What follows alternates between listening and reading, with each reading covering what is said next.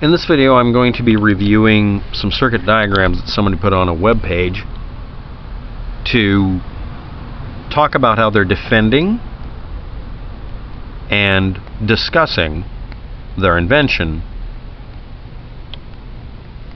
of something. So I'm going to talk about one of the circuit diagrams first. I'm not going to show the diagram. I'm going to give you links to it. And I made a modified version of it to where it'll fit on the screen better, because one of the diagrams has a drastic change in font size and image size to make it much more difficult to review it. So, the first one I'm going to be doing is the QEG system conversion circuit number 1, and I've converted to a PNG on my screen because I'm not a troglodyte. And here we go. I'm going to describe what is in it. I'm going to go from left to right. It has something labeled QEG, and it shows split tappable transformers or some other object, secondary and primary.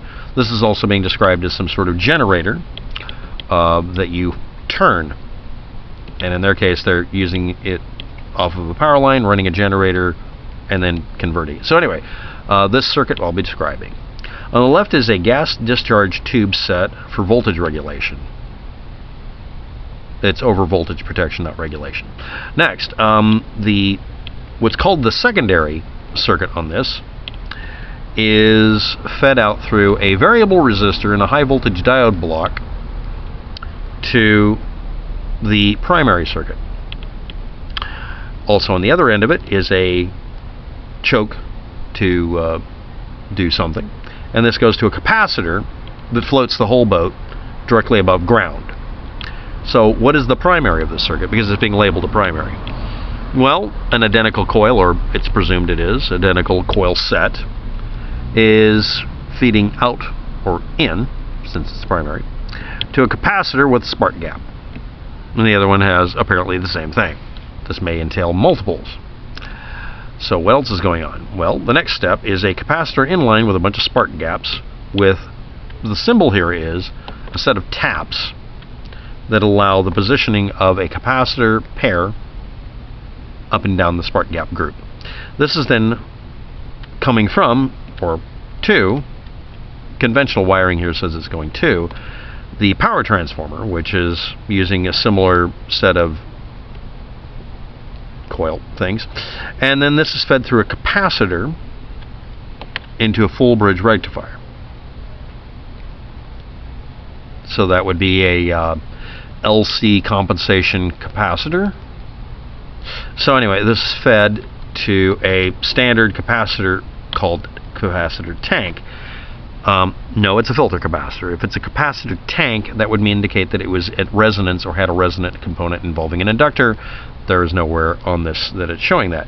Then this is fed through, I call them sledgehammer diodes, a high current diode to a battery bank, which is then fed through another diode to a DC to AC converter or inverter to run your load. And it's by Tivon Rivers of QEG Academy. And of course it has a ground symbol where it's needed to be, and that's it. Now, where's the power coming from? Well, apparently a different circuit. So I'll be covering that other circuit next. Or not. Now, on the website itself it has a much clearer explanation, I'm sure. But I'll just get to the point on this. Spark gaps allow you to have isolation of power and also the ability to gauge voltages if you want to use a spark gap to gauge voltages. And gas discharge tubes can prevent voltages above a certain point.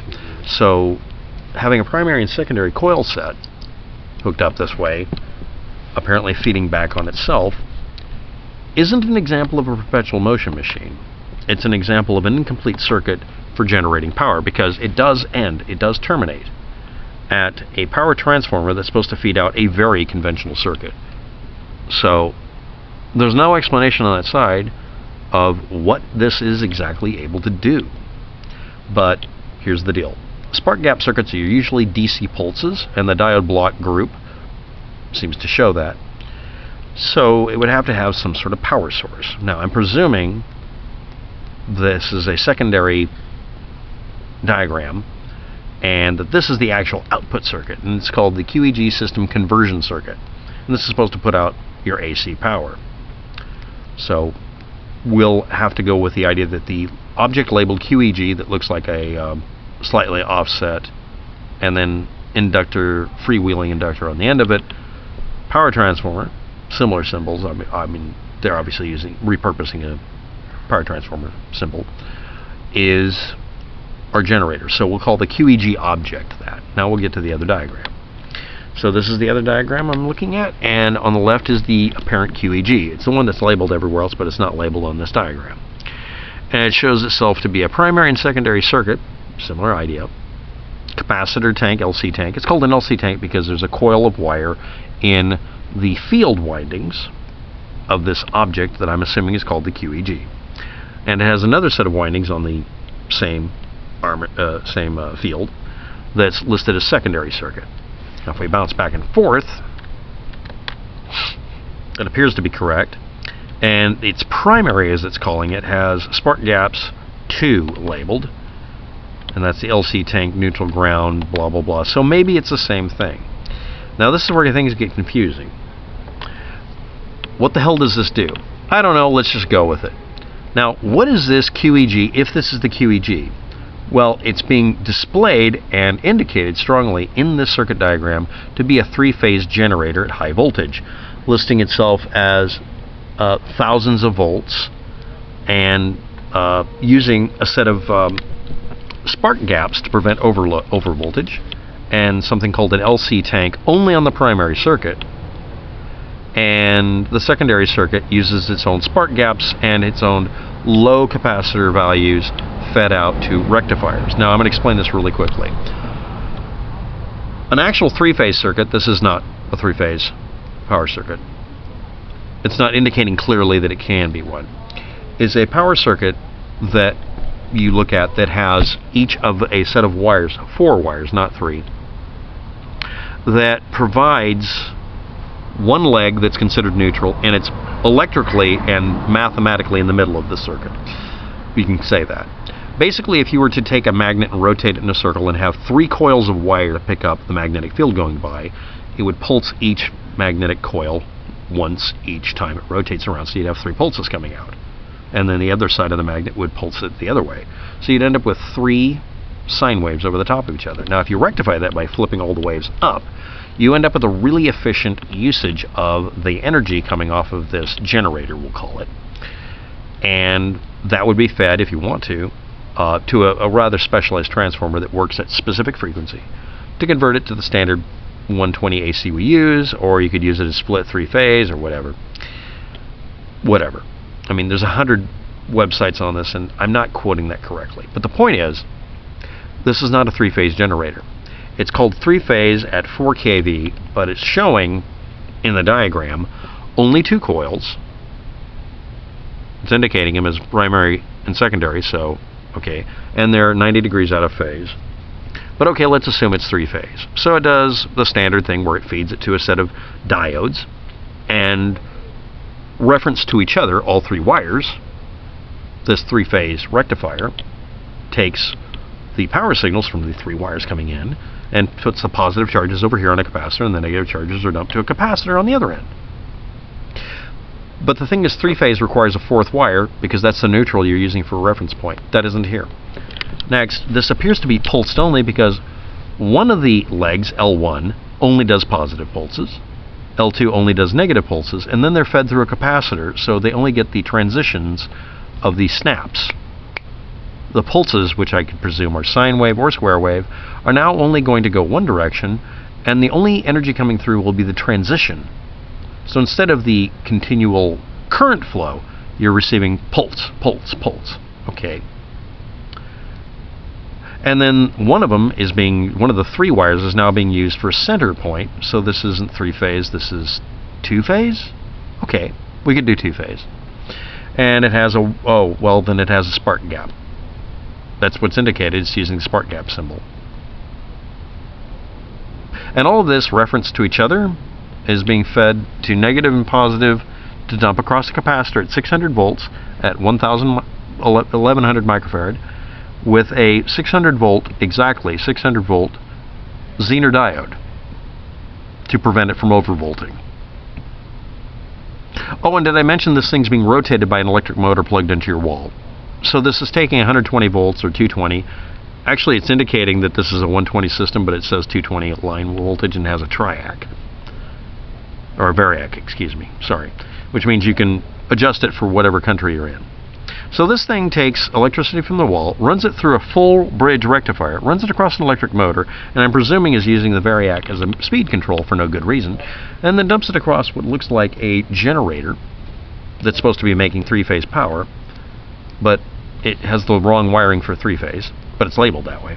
And it could be two-phase if that would be useful, but two-phase wiring, a two-phase signal wouldn't really be an advantage, but okay. And it's supposed to be high voltage and all this, and then it's dumped down to 600 volts from thousands of volts. So it's only taking part of the power and just doing the transitions and transferring them. Okay, we'll go with that. So this ends up just being a 600 volt power source that goes from 20 to 100 to from 20 kHz to 150 kHz. Because that's the speed this generator motor QEG, whatever it is running. Okay, but it's running off of a wall-powered motor. Okay, so let's continue. I'm just using the circuit diagram. So from there it goes to a switching circuit that's supposed to put out high-frequency pulses from DC that you just generated. I'm not even reading the notes on it. So this high voltage pulse stuff that's being turned on and off is then run through a coil, a couple of opposing coils, and then onto a capacitor with another Zener diode to drop it down to 300 volts and clean it up and make it DC as a buck boost switching circuit to make it into lower voltage DC at 300 volts DC.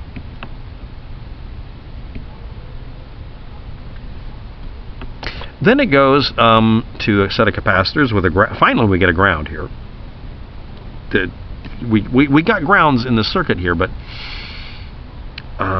there's not an indication of the fourth wire, so this isn't three-phase, so why is it labeled? Anyway, I'll stop thinking about that. Anyway, then it goes to another circuit. Now remember, it's been converted to DC and AC back and forth, presumably to change voltages. I'm assuming this has a circuit that measures everything, and let's go on. So this goes to a circuit that then takes this high voltage DC, converts it down to something 300 volts, and then it goes across a couple of capacitors labeled C3 and C4, from C1 and C2 being on the other set, and it runs through another, we're going to call it a transistor switching circuit, doesn't matter what it really is, to dump it across your load to make clean,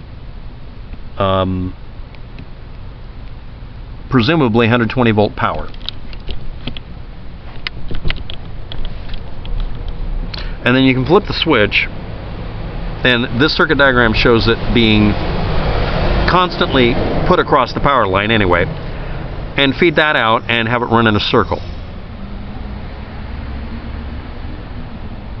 So let's review. This is a generator hooked up to a motor. The motor drives the generator, and then you hook them to each other so it runs in a circle.